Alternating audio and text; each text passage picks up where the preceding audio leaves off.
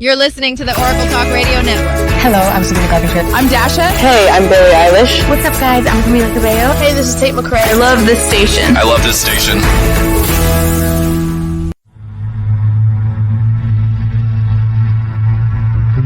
You're listening to Chasing Prophecy Radio, where we discuss anything and everything beyond the scope of normal. On the Oracle Talk Radio Network. Broadcasting live in Pittsburgh and Philadelphia. If it's unexplainable, we're talking about it. Whether you're a believer or a skeptic, we cover everything where the unknown becomes the known. And now, here are your hosts, Jenny Nicasio and Tom Callway.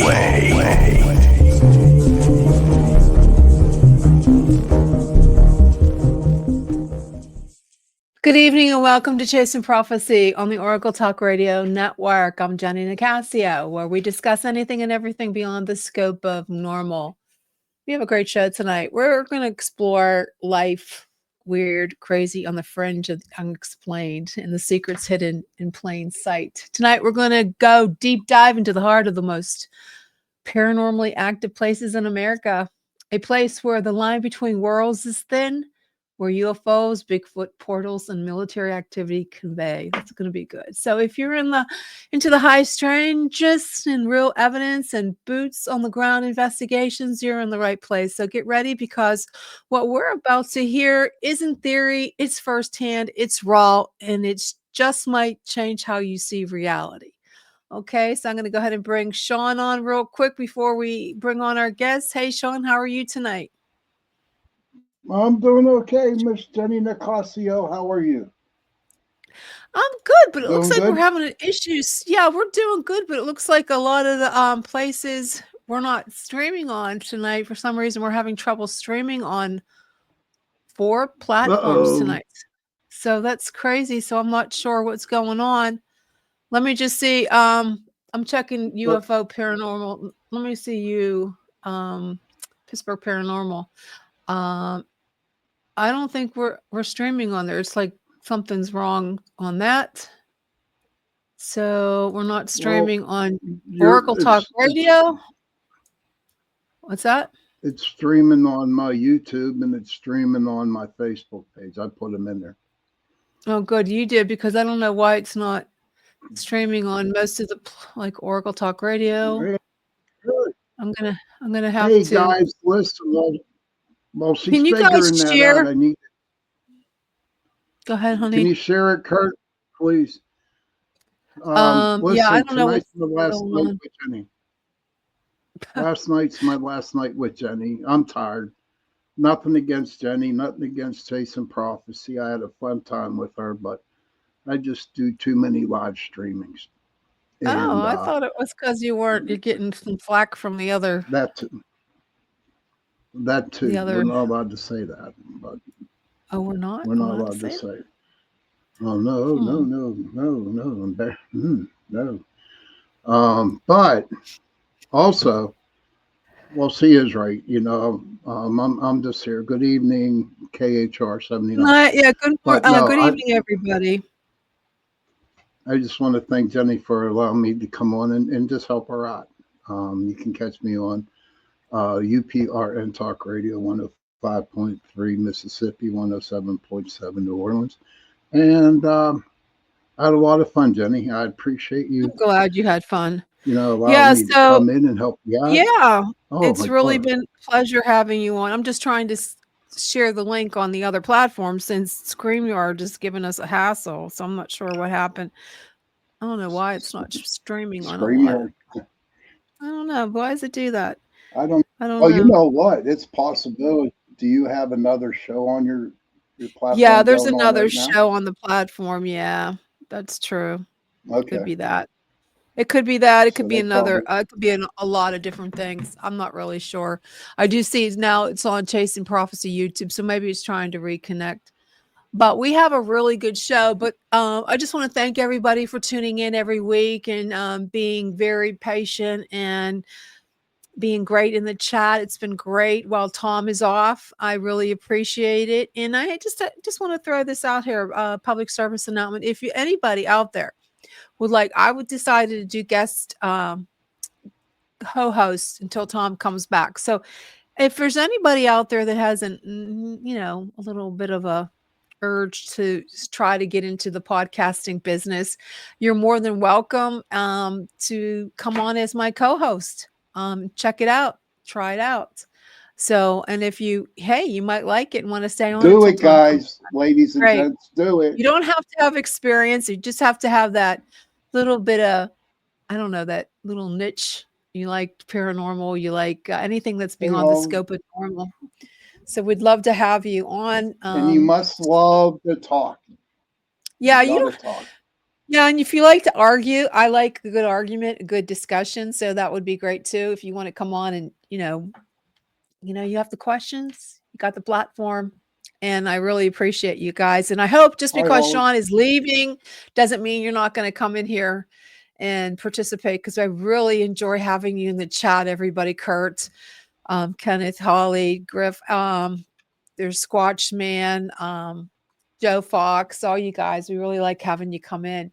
So, but without further ado, I just want to I should have, if he would have came in a little bit earlier, Jeremiah, I might not screw up your last name.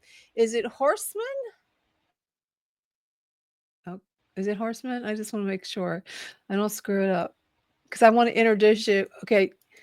Am I saying it right? Oh, man. Okay, great. Okay.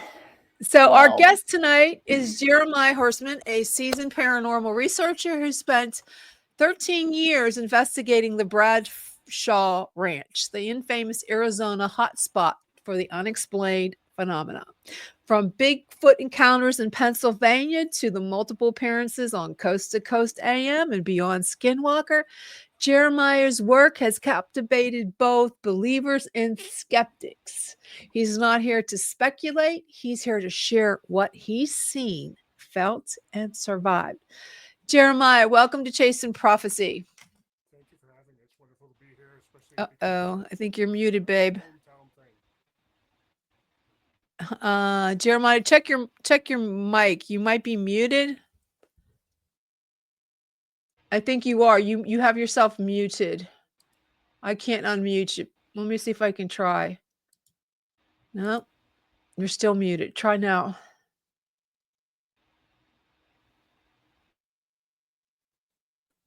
Sometimes it's a little confusing with those. Is that a new mic? You might not have the audio on. There you go. There you go. I can hear you now. There you go, babe. Yeah, I can hear you. So, Jeremiah, I've been doing some research on you. You have been around the block a few times. Been around a while. So your military. Tell me about so you started is the military what brought you to this phenomenon, or was there something else, or have you always been interested in this kind of stuff? I started doing Civil War reenacting in my youth, and World War II reenacting. Started when I was 12, and I think it was kind of an idea, especially on the part of my mother, to keep me out of trouble. And growing up in the Canonsburg area, of course, it was an easy drive to places like Gettysburg and all the other Civil War battlefields. So, and there was a very large reenacting community, if you will, there. And the year that I started that, which would have been about 1990, was just prior to the year that we started hearing strange noises on my grandmother's property, just outside of Canonsburg, Pennsylvania, on West McMurray Road. So, for anybody in the Pittsburgh area that's familiar with Canonsburg, it was once a rural road. When I lived there, there was a Black Angus farm immediately behind us. And across the street from us was forest, and the only solitary other farm on the road, which was called the McCloskey Farm. Other than that, it was all forested and very rural. If you go through there today, it's all built up. They took down the entire forest on both sides of the road, and there's I think they changed the zoning to high density residential. Back then, it was a different story. It was forest on both sides. We were hearing some very strange noises Yeah, the McCloskey farm is true. Yes, it was the McCloskey farm still there. If you're driving down West Memorial Road, the McCloskey farm sits more or less by itself on one side. Right across from that is our old house, which is a 3-story red brick house built by at the time, he was well known. There was a home builder by the last name of R.J. Rankin in the Pittsburgh area. He made a good name for himself and made a fortune building homes. He built that home, his dream home, as he was dying. And it was finished in 1930, I believe. It's a beautiful home. It's still a beautiful home. The man that bought it when we left restored it to its original 1930s glory. But we were hearing strange noises at night. We had at the time 4 dogs, and the dogs were making a lot of fuss at night. They were jumping up and barking. The ridge of fur staying up on the back of their neck and the back of their hide, and it was strange. We'd seen them bark at people before. We'd seen them react to things, but not like what they were doing at night there in 1991 outside of Cannesburg. And oddly enough, I was going to a chiropractor at that time, and I remember picking up, I think it was Pittsburgh Magazine, and the front article was about a group, which I'm sure you're all familiar with, called PASU, which is Stan Gordon's group. And I thought, that's interesting. Yeah. So I was waiting for my chiropractor. I was reading an article, and it was describing noises that people had heard the Bigfoot creatures making. And for a second, my heart sank, and I was filled with fear, because the noises that people were describing were the same noises that we were hearing outside the house at night. And it kind of came to a header just a few weeks later. My mother, who was working at Mayview State Hospital, was sleeping on that side of the house on the ground floor. There was a street light, the only street light on that side of the house, which cast a hue of light up against the windows, so anything running by the windows would be silhouetted. And she woke up one night with the dogs absolutely going nuts and looking toward the windows, and silhouetted up against the windows was something very tall running by. And the dogs, of course, completely went nuts over seeing this, and it was very hard to get them to settle down. The next morning, she told my twin brother and myself that something large was going through the yard, and she thinks maybe we have a prowler. But even for a prowler, the dogs were more upset than she thought they would be. And I told her about the article that I had read and that there was a number in it. So I went and I got the number without telling her, because she was iffy on it. She said, look, some people think we're nuts if we call somebody and tell them that there's a possible Bigfoot creature running through our yard. But I went ahead and called them at the age, I think I was 13 years old at the time. And I called the phone number for PASU. I think they had a 1-800 number at the time. And they sent 2 investigators the immediate weekend following. A man named John Stasko, who's still a wonderful field investigator. In fact, I think he's probably been investigating for well over 45 years, if not longer. I just actually reestablished contact with him a couple months ago. He's still investigating. He showed up as the chief field investigator at that time for PASU with his partner, a man named Devin. And they immediately wanted to know where we had seen this silhouette on the side of the house. So we showed them that. And then they said, we're going to look around for a while. And, if you would like to come along with us, we would appreciate it, because we want to know where everything's at. And so they were asking a lot of questions. Again, I was only 13 at the time. And I was talking to John, and the other man, Devin, found a set of tracks below the house. It's 5-acre property. And closer to the Chartiers Valley Railroad was a tree line, and it was very muddy. And he found a set of tracks there, and he came back and said, I want to show you something. And he showed me the tracks. And again, my heart sank. I was very frightened to see that. And he said, we'd like to come back with your permission, and we're going to do a stakeout. And they did. They came back, and they started doing multiple stakeouts. And on September 21st in 1991, they brought, I think there were voice-activated headsets with them. And there were 2 investigators, the same man, John and Devin. And they wanted Devin and myself to go on the railroad tracks, which is immediately behind this property. And when we went down there, I could hear over the headset. My hearing was good then. The Civil War reenacting and World War II reenacting has destroyed my hearing, so it's not as good as it used to be. But they called over the radio, and they told Devin that there was 2 very large figures in the tree line. And they said it looked like they were heading in our direction. Now, as we were in the Chartiers Valley Railroad, which still goes through that area, it's in a very deep ravine that was blasted and graded very long ago.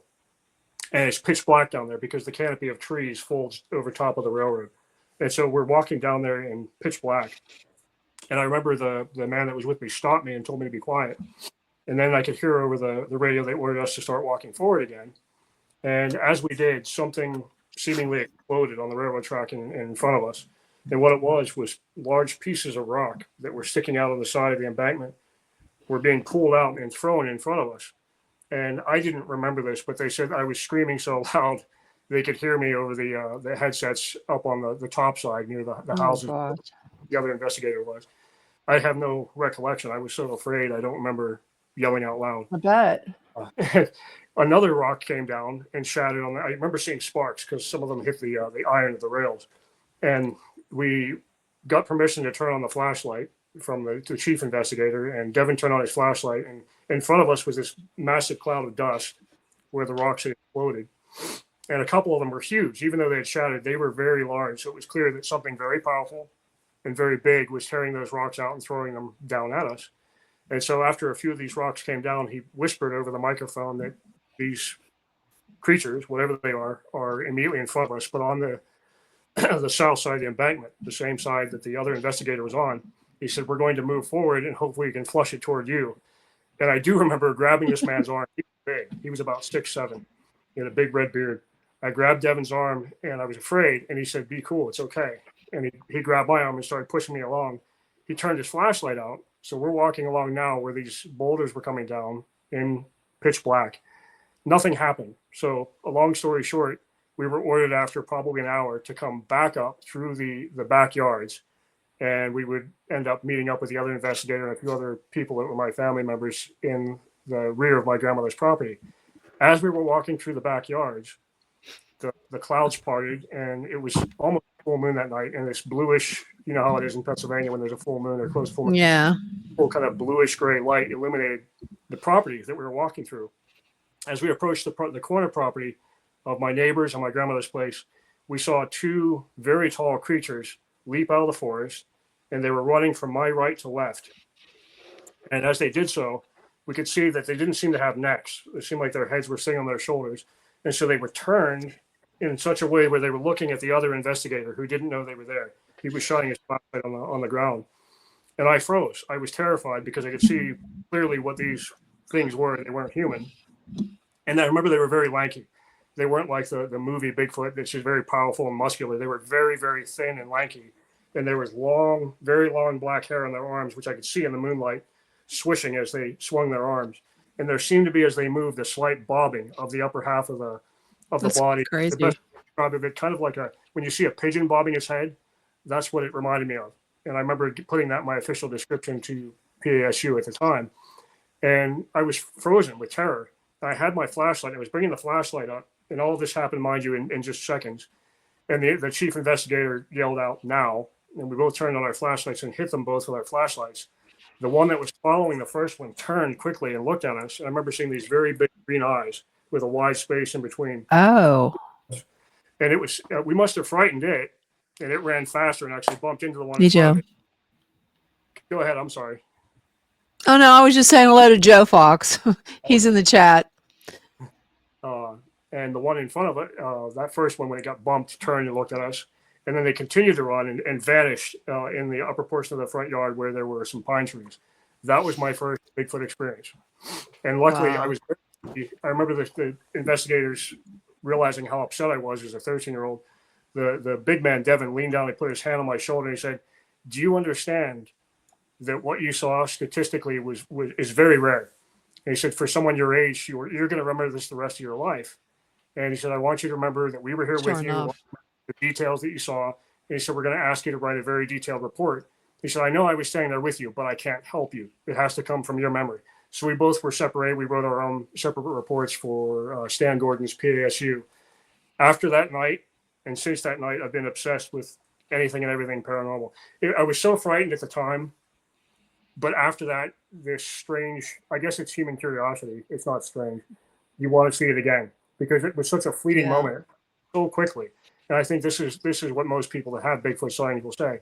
It happened so quickly and scared them so much, they wish they had more time to go back and see it again. And I was definitely in that frame of mind at that time. That was what started it all for me. Yeah, and it stays with you all this time. So, Jeremiah, what is it about the Bradford Ranch that you believe the government doesn't want people to know? That's a biggie. In fact, there's an actual investigation going on right now.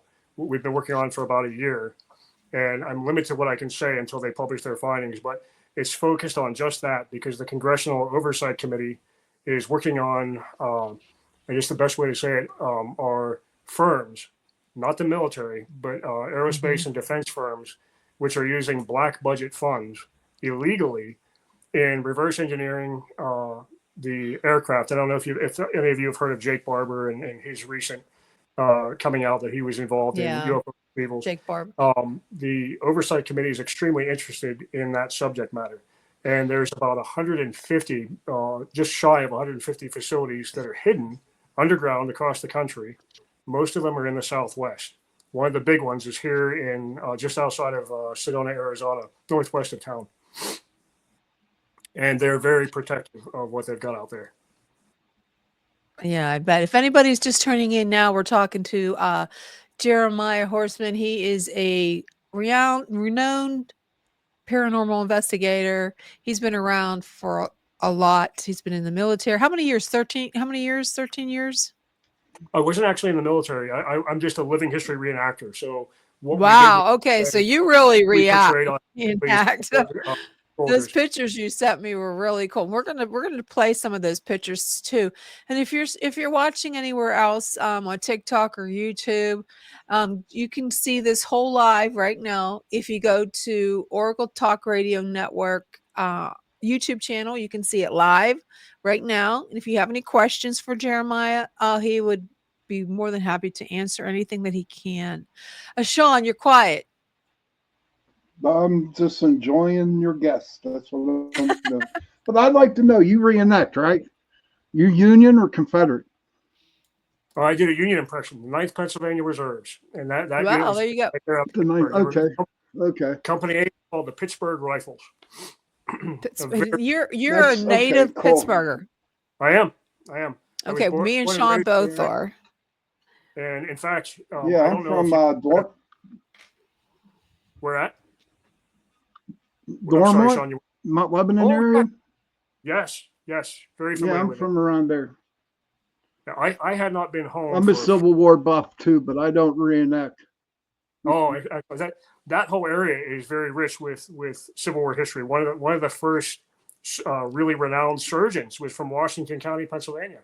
That area, again, history-wise, was just so rich. French and Indian War, of course. The French and Indian War came to its header right there at Fort Pitt, formerly Fort Duquesne. So I just, you go to Kennywood Park, and the ravine right beside Kennywood Park is where when George Washington was an unknown lieutenant and General Braddock was leading the British to take Fort Duquesne, that's where they went, right beside the ravine there at Kennywood Park. There's just so much history there. I love so much. Pittsburgh will always be home to me. I'll tell you what, sir. I do believe in when I would go in that area, because I lived out in Lincoln Place, West Mifflin area, and I'm not crapping you, man. There was a lot of weird sightings. We had a lot of Thunderbird sightings out in that area. Not so much Bigfoot, but a lot of Thunderbirds. Yep. Have you ever witnessed a Thunderbird? There is something about southwestern Pennsylvania that really puts it in a different league of its own regarding the paranormal. And there's a man here who's a scientist. His name's Ben Lonetree. He's a dear friend of mine. And he's been researching the paranormal phenomena in this area for, since before I was born, since the 1970s. And his theory on a lot of the paranormal activity that's here, which I now believe is very sound, is where there's an area where there's a high water table. Now, naturally, Arizona, you wouldn't think has a lot of water here, but in this particular area, there's a lot of lava tubes. In those lava tubes, a lot of cold water running. The red rocks of Sedona are composed of iron, a lot of iron, and sandstone, and there's quartz crystal here. He believes that the piezoelectricity that's caused by the water rushing underground is causing positive and negative ions to rush out of the ground. And when they collide together, they're creating these tears in our reality, the portals. The portals here in Sedona are probably among some of the most active portals in the world. And so when I came here and was first listening to a lot of what the locals were talking about, it had my attention. But I was thinking a lot of it, because it was so absolutely wild, was a lot of tinfoil hat talk. And it wasn't until I read Tom's Yeah. book on Bradshaw Ranch and then went to Bradshaw Ranch for the first time, I realized that none of it is tinfoil hat territory. It's a lot of very legitimate and tangible phenomena. So Tom, we're going to be flipping through some of your pictures. Can you just grab, what are we looking at right here? Right there is an Anasazi cliff dwelling. The Anasazi are the indigenous who lived in this region. They lived all the way across the Southwest. So from California, Nevada, Colorado, Arizona, New Mexico, and even parts of Texas. They're also known as the Pueblo people. They call themselves the Hopi. So they still exist. The Hopi on the Hopi reservation are what's left. They're the ancestors of the Anasazi. The Anasazi in Navajo means the ancient wise ones. Because they were believed by the Navajo and the Apache, who migrated to this area much later, to be able to wield magical powers. Now, their origins, and they'll tell you to this day, if you go to the Hopi reservation, they believe they are from the Star People. And they have a lot of oral tales about the Star People. The canyon you're seeing there is called Secret Canyon. It's one of the most mysterious and really difficult to reach places. There's been disappearances there. The most famous of which was a park ranger named David Barclay Miller, who disappeared there in 1998. He's never been. And so he's never been found. He's never been found, and he's just one of. Oh my God! But there's other even more recent disappearances as well, and there's a lot of theories that maybe the paranormal has something to do with it. Until recently, and just very recently, since we've been concentrating our investigative efforts with a team. I came across two individuals who had worked in the U.S. Forest Service, with David when he was serving in the 1990s. And they told me that the official story was that he had just gone hiking and left a note that he was going hiking and would return after a couple days. But they said that because of the black helicopter sightings, which still happen to this day in the Sedona area, a lot of those black helicopters were seen coming out of and going into Secret Canyon. And he told them that he was going to take it upon himself to go into Secret Canyon and see if he could investigate what they were doing and what they were looking at. If he did do just that, and this is what I've gotten unconfirmed from two people that worked with him, he never came back. He went there to see what he never came back. Oh my gosh! Never came back without a trace. They brought in dogs to track his scent. To no avail. It didn't work. And then they had two major searches, both of which were called off. He was never found. No trace of him at all. That is crazy. Do you think there's a lot of portals out in that area? There is. There's a one lot in of portals at a site that's been fenced off by the government. So the government purchased, very strangely, 5 large ranches in the immediate Sedona area, northwest of town. And the circumstances at which they purchased those ranches are all very strange. And of course, the Bradshaw Ranch is among those that were confiscated, if you will. Now, Linda Bradshaw, Bob Bradshaw's wife, was very interested in being outside at night. She wasn't one that wanted to sit down and watch the TV, so she spent a lot of her time on the ranch. And the ranch is about 90 acres of property, and it's about 12 miles from Sedona proper. And it's down a rough road. You need a 4-wheel drive to get there with high clearance. It's a very peaceful setting. It sits down in a valley. And Bob, being part of the film industry and a professional photographer, had the good inclination to build a film set. So he made a movie set on one side of the property on the south end, and he called it Bitter Creek. And that was in 1972 that he built the film set there. And a lot of feature films were shot there. Elvis Presley was there. Henry Fonda was on the property. It became a place where Hollywood could come and shoot features. But the weirdness in the area had actually been there a long time before. As a matter of fact, when Elvis Presley was there in 1967 shooting Stay Away Joe, he had been very busy. It's now a little bit more well-known. His manager, Colonel Tom Parker, was basically working him into the ground. He was doing one film after another, one tour after another, and he wanted a break. And so after they finished principal shooting of Stay Away Joe, they put him up in a house in the mouth of a canyon just north of Bradshaw Ranch. And that particular canyon now has a government fence across it. And the ranch house that's there is abandoned. When he was there, he stayed to catch up what he said, which is to catch up on his reading and to just relax. His wife stayed with him for a few weeks, and then she went home. to Graceland, and he stayed there by himself. While he was there, he was doing a lot of hiking, of course, and the canyons in this area are very wooded and dense. He went into that canyon, and he had an experience, and nobody knows exactly for sure what he saw, but he told his hairdresser, like so many people, they talk to their hairdresser about everything. He told his hairdresser that he saw something when he was there, and it changed his life. And his hairdresser apparently asked him, well, what did you see? And he said, I think it was an angel. So naturally, An angel. He was a very religious man, whatever he saw, whether it was a interdimensional being, which a lot of people see these strange interdimensional creatures here, or if it was some type of NHI, non-human intelligence that was alien, nobody knows for sure. But the way he perceived it, because it was very benevolent, and it reached out and it touched him, was that it was an angel. So when he left, he saw an actual angel.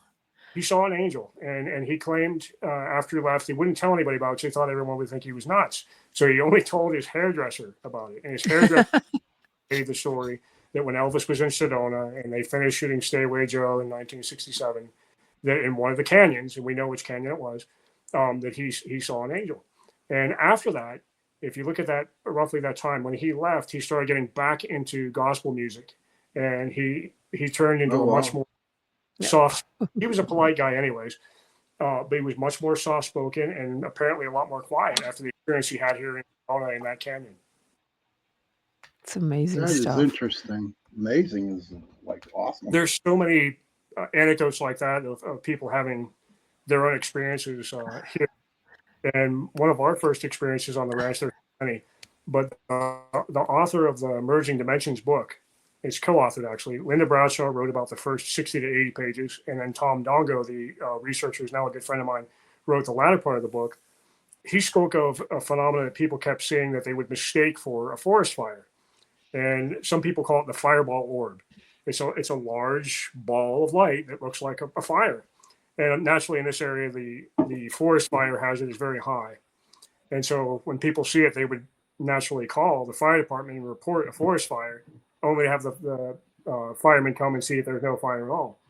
And Tom said that he chased this thing for years, and he finally got a photograph of it from Bradshaw Knoll right above the ranch.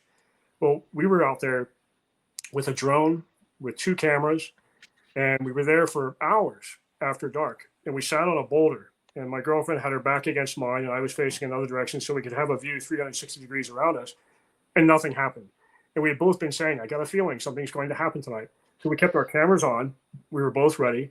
We had the drone in the car in case there was something skyborne that we could throw the drone in the air and catch it, and nothing happened. So after long enough, we started to get chilly and we were tired. It was very late, and we decided we're going to pack up and go home. So for the first time that night, of course, we turned off our cameras and put them on the back seat. The drone was all packed up, and we're now leaving. Now the Bradshaw Lane is almost a mile long. It's just shy of a mile. And we're leaving through the dry wash of Lincoln Canyon. And then there's a sort of switchback that goes up a long hill to what's called the Bradshaw Knoll, which is about as far as the tourists will go now. As we were coming across that floodplain, I looked to my right because I could see something reddish orange, and it looked to me like somebody had started a bonfire right in the middle of the lane, the next switchback up. I remember turning to Alexander and said, who would do that? That's very insensitive. Why would you build a fire like that in the middle of a lane? If there's somebody down here, they have to leave. And so seconds later, we turned the hairpin turn. We're now facing where that fire would be, and there's no fire. So we pulled up to the very spot where I could see a bush, one particular bush that was lit up by this fire, and there's nothing there. So we wound down our windows, and we're trying to see if we could smell smoke or if we could see embers on the ground. You know, somebody had played a prank, and they had scooted a fire and kicked the embers off the side of the road. Nothing. There was no smoke. There was no embers, nothing. Opened the doors of the car, nothing. And so we looked around a little bit more. There was clearly no fire there, no evidence of fire. And so we went home. And I remember the next day messaging Tom Dongo. I told him that fireball orb that you photographed, I'm pretty sure we saw it last night. But the devil of a thing happened when we saw it, and we got around the bend to hopefully capture it, get a better look at it. It was gone. And he just kind of scoffed. He said, that figures. He said, I chased that thing for years. And he said, I was only lucky that I was able to get one photograph of it. So that was one of the very first paranormal things that we experienced at Bradshaw Ranch, only be followed by many more things after. Have you ever felt like you were being watched? Because you said you looking, you and your girlfriend were like, ooh, not by a person, but by something else? I mean, do you think there was something else out there? Yes. When Linda Bradshaw got a photograph, it's now one of the more famous things in this area. She saw a light pop up one night, and it looked like a movie screen. Like you go to a drive-in theater, and it was only for seconds. It was gone, and her dogs were very upset when she saw it. And she thought, I wish I would have gotten a photograph of that. Well, she started carrying a photograph and keeping the power on. The same light came back one night, and she was quick enough to get 2 frames. And in that Wow. is a disc coming through it. So she got the film developed, and you could see a daylight picture through this movie screen size spot in front and on the south side of the house. And this is the famous portal site. Now, when Beyond Skinwalker came, they had a lot of new equipment that I'd never seen or heard of in my life. One of the things that they brought with them was a camera that could actually read radiation, and it could read it in real time if it was moving. And they were on the south side of the field, the south side of the fence that's there now. And they got an image right in the spot where Linda Bradshaw took the photograph of the portal, but from the opposite side of a rectangular movie screen size void, and it was spitting out radiation. And the radiation was actually coming out in, I don't know if they call it like tendrils or small little plasma balls bouncing. Nice. So that was a new piece of equipment that they tested there, which they'd never tested before. And they caught the portal as it had opened up. Now, you couldn't see that with the naked eye. Only their camera was able to pick that up. One of the things that they were also focused on was they said, we understand there's rumors of military activity here. And I said, oh, yes, it comes with the paranormal activity for some reason, and we're working on that. And they said, do you know anything about where these underground facilities are? And I said, yes, because we came across in our exploring of the area a lot of fences that were in areas where they shouldn't be. And the fences actually had government signs on them warning people to stay out. And he said, what did you do, go over them? And I said, well, actually, we went under some of them and over some of them, but yeah. And she said, did anything happen? And I said, well, one of the locations we went in 6 times. And there was a lot of very strange things inside that property that also should not have been there. But we were confronted by a man that was very large and armed, and he had a Department of Defense ID on a lanyard. And he came up, he said to me, I know where you've been. I know how many times you've been in there. And I know your girlfriend. Oh, wow. And I want you to know you can't ever go in there again because the people in there can shoot you. And he said, you hear that, guys, in the chat? That's crazy.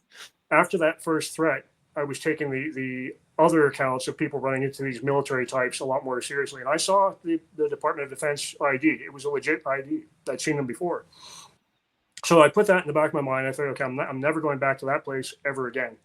And we investigated, we investigated another area in, surprisingly, the rear of a very, very popular canyon in the area called Boynton Canyon. It's the one that gets most hikers a year. It's got a public trail. It gets over 50,000 tourists hiking on that trail a year. Wow. But the majority of the canyon in its length is beyond where the trail ends. And we were exploring that area back there. And one of our explorations, we heard the sound of voices to the north of us. And mind you, again, there's no trail in there. And if anybody had gone in ahead of us, we would have seen their tracks in the dry wash, but there's some sandy pits. We saw nothing. And there's actually thickets where you have to crawl through to get back here. It's so thick. I looked at Alexandra. I said, did you hear that? And she said, yes. And then we started moving again, and we heard 2 voices again talking to each other. And then the sound of a loud metallic hollow boom. It sounded like a bunker door or a metal door being slammed. It was hollow, and it echoed through the canyon. I looked at her again. I said, did you hear that? And she said, yeah, it was to the north of us. And I said, well, there's nothing to the north of us. And so I said, what we need to do is we'll come back in a week, and we'll bring the drone. And we'll fly the drone up the cliff wall, and we'll look for any strange anomalies or anything that looks like it's camouflage. A week later, we returned with the drone, and we put the drone up just in time before the sun went down to get 3 complete flights of an area that we heard the voices from. As we were packing up the drone and leaving, the sun is now down early because the canyon walls are east and west, and they're over 700 feet high. So darkness in the canyons comes before the actual sundown. We were leaving, and instead of walking to the dry wash, we left the dry wash and climbed up into a really deep thicket where you have to duck to get through it. And I was very tired. And as I was walking through that area, I turned to Alexandra. She was about 8 paces behind me. And I looked forward again, and I thought I saw, in a little bit of starlight, somebody in black running from my right to left. And I said to myself, I'm really tired. There's no way there's anybody else in here. I'm seeing things. So as we got to roughly where the figure had disappeared, I saw these ancient Anasazi rock circles on the ground. And I turned out, I said, Okay. here, I know you've got that camera that can take photographs in the dark. And she said, yeah, what about it? I said, take pictures of these rocks because we never come back and it's too hard to get here. So she turned the camera on and she clicked the first photo, clicked the second photograph, then turned the actual flash on to be sure that we got the image. As she shot the third photograph, a rifle shot went off right behind us, and it was a suppressed 5.56 rifle. So we shot suppressed 5.56 before. It's what That's so crazy. A suppressor. Suppressors are, in the movies, of course, you barely hear anything. The rifle's still quite loud, and it scared us so bad we both jumped up in the air. And I looked at her, and she looked at me, and she said, "That was a rifle." She said, "Somebody just shot at us," and we didn't need any more conversation about it. We both ran. And so we're running out through a thicket, and we're getting scratched in our faces, and we were very bloody when we came back. We still had about 6 miles to go to where our car was. And when we got to where the public trail was, we were relieved because we could run faster on the public trail. At night, that late at night, there's nobody on the trail. As we're running, I could hear this thud, thud, thud sound behind me. And I thought I knew what it was. The old Vietnam era UH-1 Huey helicopters make a very distinct sound. The rotor doesn't sound like any other helicopter. I looked behind me, and sure enough, there was a UH-1 Huey helicopter right behind us, not even several hundred feet above the deck of the canyon. So it was below the canyon walls in the dark, and it was following us. And I remember distinctly seeing a red lamp on the bottom. I don't know if that was, but it was the only lamp on the helicopter. It followed us to just before we got to where the public area of a local resort in the mouth of that canyon was, and it turned around inside the canyon, which means it was a very skilled pilot, and returned to the north. So I assume what they were doing was they were making sure that we left. They knew we were there, and they wanted to make sure that we were scared. And so we did leave, and that's among the most. That's probably the most harrowing close encounter I've had with these. I would say so. I would say so. Yeah. You know what? I would have been dead. I would have been dead because I'm. Any I'm a big questions? guy, and please post them in the chat, guys, for Jeremiah. Now, what are we looking at here? There's surveillance devices on the northwestern side of the Bradshaw Ranch. Is that what that is? It doesn't look like a camera. There's several rudimentary radar dish type devices strapped to trees. There is a camera. Strangely enough, the camera is facing skyward. And then there's also a vibratory device, which a friend of mine who serves as a drone pilot in an underground base in California, I sent him the photographs. He said, "Oh yeah," so we have that exact same equipment in the desert around our post. And he said the device that looks like a metal accordion, he said that senses vibration, even the most mild vibration. The box that you see there is a data collecting box, and that box sends data to a satellite. So they don't even have to come to the box to collect the data that this site observes. It's collected by satellite from that box right there. We don't know who put it there. It's solar powered, as you can see. They actually added another. So you don't know who did this? No, there's no labels on the equipment. There's no name tags, and they did try to hide it somewhat on the western side of the property. That's crazy. So they're looking for something. Jeremiah, question to ask you. And I ask all my guests this. I said, why do you think they're hiding all this stuff from us when it's the 21st century and we're not dumb people anymore? Why are they hiding it? I think one of the main things when I look at all of these things in retrospect of the past nearly 13 years now, all the paranormal stuff around here, it all comes back to the local portals that are here. Now, as of recently, we know that the Department of Energy was sent here specifically in the late 1970s and even more specifically in 1982 by the Department of Defense because they knew that there was a very active portal here. The Department of Energy was also tasked by the DoD in the 70s to locate other portals around the world. And of course, they found hundreds. There's hundreds across the United States, almost in every state. But they wanted the ones that were most active because the natural ones have certain geophysical properties that allow them to open. Now, they found 9 officially. There was only one in America. And the one in North America, right here in El Salvador. Where do you think these portals are going? I don't know. And if anybody does know, it's the folks from Sandia Laboratories, because Sandia Laboratories was here in 1994. And I know this specifically because I was able to talk to one of the former Air Force Office of Special Investigation officers who was here in 1994, because they had put an article on. Of course, there was no internet in 1994. So they put a small ad in the back of magazines that people might read. And the ad simply said in print with no image, "We're looking for people who have gone through portals or think they have gone through portals. If you have, dial this 1-800 number." And of course, they had thousands of calls. Most of them were kooks, and they were able to quickly debunk them. There was only one that got their attention, and it was a man who called them and said, "I came through a portal, that place called Secret Mountain." Now, Secret Mountain is the centrifuge of all the activity around here. It's just north of Bradshaw Ranch in very rugged terrain, and most of the government fences block access to this secret mountain. So when I heard this, they had my attention because I knew what they were talking about. They didn't even say where specifically, only it was in Arizona. This man identified himself as George Arthur, as in the famous British poet. They said that they wanted to meet with him. They said, "Sure, I'll meet you in Phoenix, Arizona," and he named a hotel. So they came, and the men from Sandia Laboratories and 2 investigators from the Air Force Office of Special Investigations came. And right away, when this man met them in the lobby, they said he was very bizarre.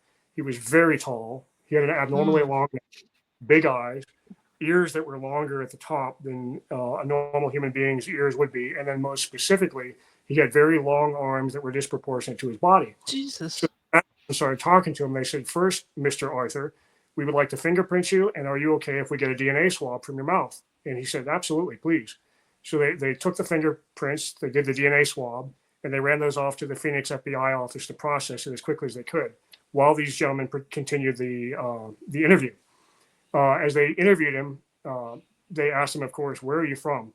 He says, "It's not so much the idea of where I'm from, it's from your perspective, it would be when I am from. I'm from a different time frame." Oh my. Yes. Now, Wow. That's naturally, time travel. he cut them off, and they said, naturally, we're going to ask. He said, "You want to see this portal? You want to see me go through it?" And they said, "Yes, if you Jeez. don't mind, that's what we're all about." And he said, "Okay, Dang. you have to meet me at Secret Mountain." And he gave a designated place at this canyon, which led very quickly, when they were describing it later, the Air Force Office Special Investigator officer gave a physical description of the canyon without naming it. It's a canyon that is blocked off by the government. Most people don't even know it's there. It's a short canyon that curves sharply to the left. So as soon as he said that, Alexander jumped up and grabbed my arm, because it's the place where we trespassed 6 times and we got kicked out. You know, the man I told you from the DOD caught me. So right away, That's I grabbed crazy. exactly where they were talking about. This is long before we had gone in there even the first time. This is in 1994. I didn't move here until 1999. And so they go there, they meet this man at the mouth of this canyon. The men from Sandia Laboratories have all their equipment to set up. So they set their tables up, they run equipment check, and then they turn to Arthur, George Arthur, and they say, "George, you're on. Is there anything we need to know?" And he said, "Yes, there is. I'm going to walk ahead of you, and the only thing I ask is that you do not walk too close to me." So they agreed. He walked ahead of them, and he disappeared, completely vanished. Oh. So all the people from Sandia Laboratories and the 2 Air Force Office Special Investigators were stunned.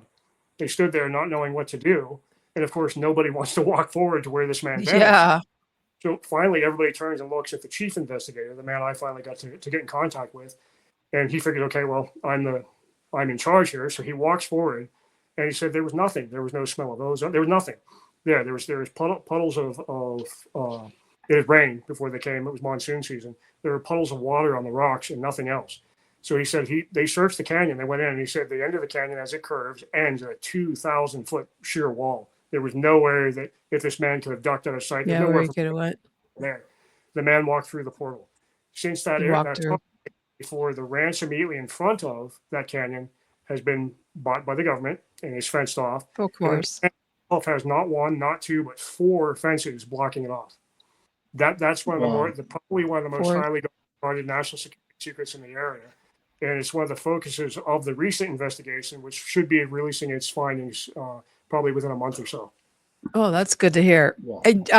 We have a question. Richard Hawkins, Jeremiah, do you think it's possible that the government worldwide have also stumbled upon phenomena that are trying to control it? Yes, that's a really good question. It is known, at least by our intelligence apparatus, that the Russians have sites like these and are controlling them. The Chinese definitely have several sites like these and are controlling them. And then the British government also has sites like these. And then there's a rumor too that the Israelis have a site the same. So Oh. those in addition to the United States. So that's a good question. The answer is yes. Yes. What are we looking at here? That That light. At Bradshaw Ranch one night with a dear friend of mine who actually loaned me some of the equipment to do the podcast tonight, a friend named Peter, who always wanted to see Bradshaw Ranch. And so we took him out there one night and he wanted to meditate for a while, which he did. And before it got dark, I walked him to the north end of the property and Alexander stayed on the south end of the property where the house and the old adobe are located. The camera was acting strange that night. So she stayed there and worked on it. When we left, the house, as if poltergeist activity went off the charts, came alive. There was furniture being moved, the sound of grass breaking, the sound of boards being thrown. It was just off the charts with noise. And there was actual footsteps walking up and down the lane, but there was nobody there. So Alexander was actually quite frightened as we had walked away. As soon as we returned and came within sight in the distance, all the noise stopped. And so we came back and she told us the house just was going completely nuts when you guys walked away. And we were used to that. We'd seen it do that before on certain occasions. Mm-hmm. We sat on a wall between the old adobe and the main house, watching the house. And there's a large picture window on the southeast end of the house. And we saw something silhouetted lean out from the window and look at us and then duck back. Then it leaned back again and ducked back a second time. And we all jumped up with our cameras and rushing to the front door and went into the house, just clicking photographs in every direction. When we went to the main hallway, I looked to the north toward the master bedroom door, which is what you see in the photograph, and took a photograph there. I didn't see anything in the moment that I took the photograph because the flash kind of blinded me as it reflected off the glass. It wasn't until we came home that I realized there's what looks like a Zeta Reticuli gray on the right-hand side of the frame looking through the window at us. Oh, wow. No, I see something here. You mean over here? And sticking up. In these cases, it's right there. A very high-quality photograph, but there is something there on the other side of the window. It does appear to be a gray figure. Creepy. Those figures have been seen even by the Bradshaws on the ranch and some other witnesses as well. Creepy. Interesting to us. That's a good question. We went back and looking for on the window. We were looking for anything that might actually give away that there was nothing there. In fact, we were able to prove back something there. And so in standing on the other side, I asked Alexander if she could shoot video of it. So she was standing at whatever being was there was. And when we played back the video, there was this strange audio of like Stephen Greer's CE5 tones, the beeping sound. And we have no idea where that came from, but it was on that site where the gray alien seemed to show up that night. There's so much stuff that goes around. KHRs. This guy has a good question for you, Jeremiah. Does CERN play a part in any of your research? Yes. They don't physically have a part in the research here, but they confirm what the DOE has already known, which is the portal sites here, which are natural, are activated by positive and negative ions colliding. And the electrical engineer who's retired, Ben Lonetree, who's working here, he was out proving this with his equipment. He made his own equipment. He was measuring the amount of EM that was coming out of the ground, the electromagnetic pulses, as well as electrons and ions. And at the Bradshaw Ranch, right in front of the house, really close to where the portal site is, were spikes of EM that were so strong that they were equal to that of a lightning strike. Very, very strong. And that's unheard of. That doesn't happen in most locations. So the positive and negative ions, which they use so much energy to collect and collide in CERN to open up these voids that are very small for a very small period of time, do happen naturally in certain places around the globe. Some places more than others. And according to the DOE, there's 9 places, and the Department of Defense, there's 9 places around the world, but only one in the United States that is that frequently active, and that's the one northwest of Sedona, Arizona. Very active. Wow. And actually, they bought it and fenced it off, and they've been monitoring it since.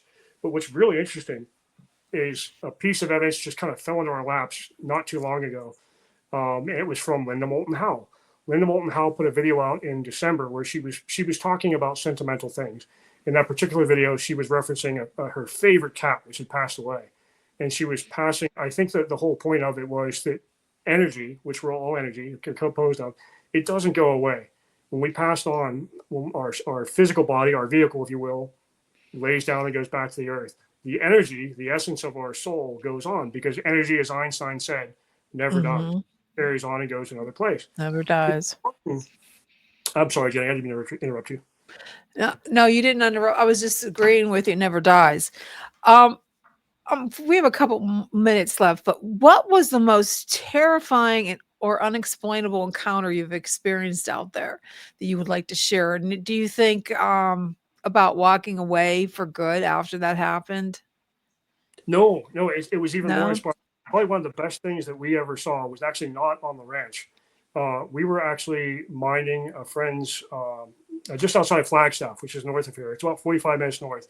There's a small community called Mountain Air, and it's a small forested community. And a friend of ours had a rental property there, and we would go up and mind it for him because he lived in Apache Junction. And it was a regular thing. When the guests would leave, we would go up and tidy up, make sure everything was good, and report back to him. While we were there, naturally, we would go out to dinner. We would go to the local bookstore, and then we'd go home. So it became a pattern to do the same thing. On November 28th in 2008, we were coming back, and of course it's dark. The main road from Flagstaff to Sedona is called 89A, which is a very rugged road going through switchbacks and mountainous forested terrain. As we were heading south, just outside of city limits, we saw a light coming out of the sky from our left to right. And I remember turning to my girlfriend. I said, "Look at that. That's a strange direction for a plane to be landing at Pulliam." Pulliam is the small airport up there on the south side of Flagstaff. As we came up a hill, there's a sign for a place called Griffith Springs Road. As we came up the hill, this craft was suddenly right up there on the left side of the road, right over the treetops. And it was a barbell or peanut-shaped craft. And it was massive. It was bigger than our house. And we're looking at this thing right at the treetop. It's massive. There's no kind of thrust. So the scientific method, you're looking for things to make it logically, it can't be there, it can't be doing this. The trees are not swaying. The floor of the forest under it was glowing in kind of an amber gold color from the craft. And we're looking at this thing. It's now stationary right above the trees. And I was utterly terrified because of the size of it. And somehow the feeling inside was that I'm not in control. I kept thinking I'm not in control of the situation. Alexandra, who's from the UK and very British in her mind, is not reacting emotionally at all. And she starts to slow down. And I remember hitting her shoulder and saying, don't stop, hit the gas. So she accelerated and we went past it. And at one point I got up the courage to look over my shoulder just seconds later, and what looked like a bluish deer spotting light shot out of it and hit the road behind us. So I turned forward again and I told her, there's a spotlight, keep going. We drove down the hill and then home from there. Couldn't sleep that night because we were so stoked. And she reacted differently. She was not afraid of it. She wasn't afraid. She wasn't afraid. Whereas I was actually terrified. So I don't know. You were terrified. If I could see it again, I would definitely like to see it again, regardless of fear. But that was probably among the scariest things I had seen since we came to Arizona. And that wasn't at Bradshaw Ranch. That was north of Sedona. That was just at the Flagstaff city limits. Well, this has been a very informative, interesting as hell show. I'm so glad I found you. I kept on bothering you on Facebook.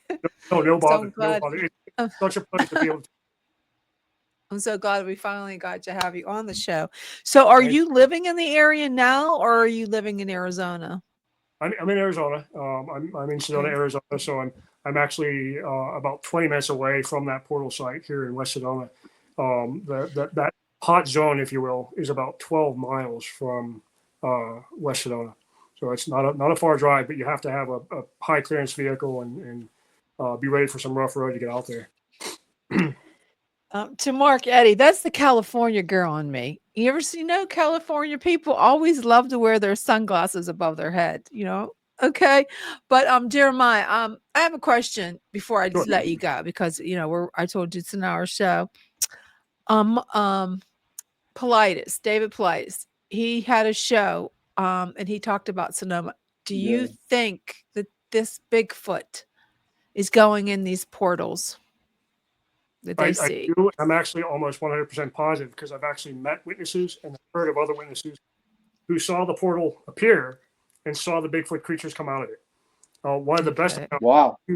Two women from Century 21 were selling a property, and they came over a rise to take some photographs. And in broad daylight, the two creatures were standing on the same property that this other witness, completely unrelated to them, said to his friend, there are two Bigfoot coming out of a portal, and then they guard the portal when it opens on my property. And they guard it. Two accounts were of the same area. They didn't even know of each other.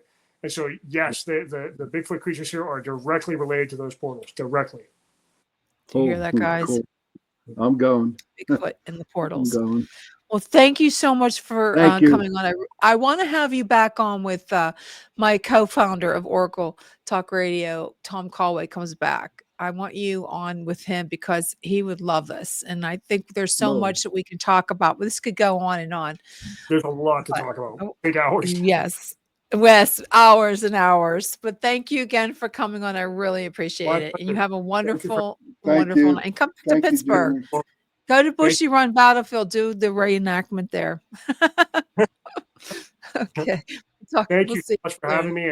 And I miss the Pittsburgh area. And I want to send my love to everybody back there in Pittsburgh and Canonsburg. It's the best place to back, dude.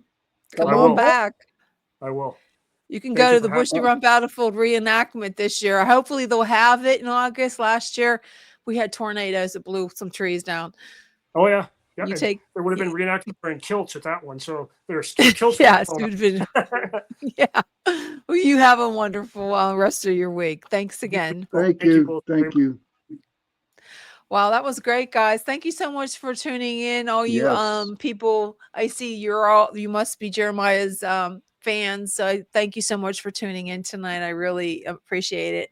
And like I said, please share the link. That's what makes us keep going. And I just love you guys so much in the chat, Mark and Joe, and there's so many of you. Oh gosh, there's so many ones I didn't even get to say hi because Kurt, when we start talking, Liz, I can't say hi because I want to make sure we have our eyes and ears on the guest. But we appreciate you being in the chat. We really do. And this was a really good one. I'm so glad I finally got a hold of him because I actually I must have talked to him. Geez. A lot trying to get him on the show. I mean, I do that. I'm a little persistent. When I want somebody on the show, I keep bothering the hell out of them. No, I'm not. No, I'm persistent. No. Hey, it was a pleasure, Jenny. Yeah, I'm going to miss you, Sean. I'm going to miss you. So John Ventry might fill in a couple of times, but I was thinking about having guests. So if anybody out there who has an interest in the paranormal, the supernatural, cryptics, UFOs, UAPs, ghosts, Bigfoot, what else? Thunderbirds, fairies, elementals. I would love to have you as a co-host. So you don't have to have a lot. You just have to have the desire to talk and discuss things and argue. If you're a skeptic, that makes it even better because I like to have skeptics on. Sean used to be a skeptic with the UFOs. Yes, I was. I think we converted him over. But John Ventry said he would help out a couple shows. See, I like to have this talk with like I'm talking to you right now. I like that. And then sometimes we don't have a guest. I just want to bullshit, Right.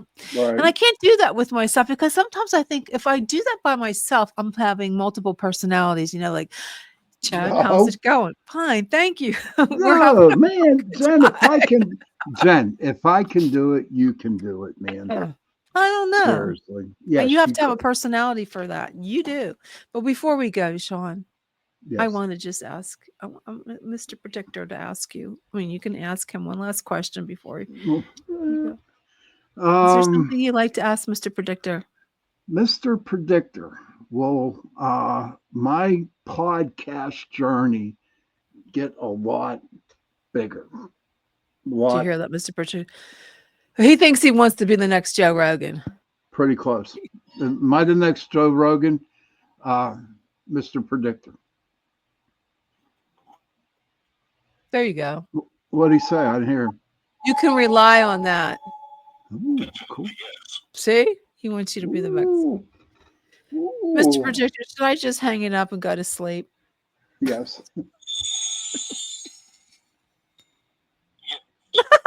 Okay. No. No, I have a lot of going on right now, and my plate is really overflowing. But seriously, if anybody wants to be, that goes for you too, Jeremiah. If you want to come on as a co-host, you're more than welcome to.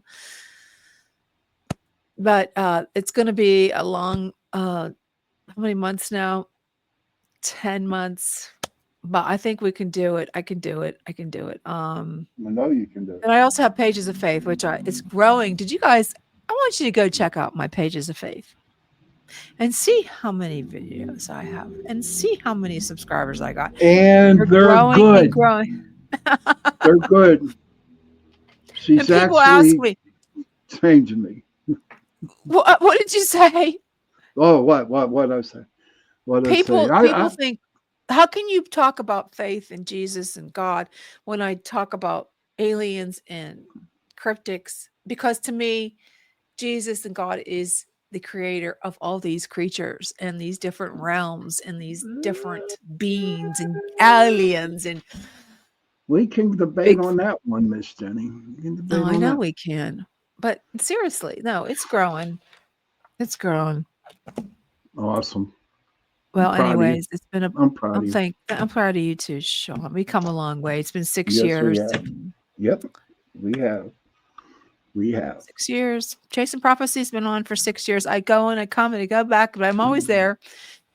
And it's growing into the network. And if you have a podcast and you want to switch over, if you're on someone else's network and you want to switch over to one that you can have control and don't have to worry about someone telling you who you can't have, when you can go on, who you can talk about, you won't have that with us, me and Tom. So you can bring your show over here and let it grow. And you have control, creative control. Okay, Sean, baby, I'll see you later. Everybody in the chat, I love you so much. Share this link, share it, and if you're watching it on the recorded episode, you can tune in every week. Next week we have a really cool guest coming on. He had a near-death experience, and he's going to talk about it. And cool. This one is the real deal. Okay, guys, we'll see you later. Have a great rest of your week. Later. I love you. Bye.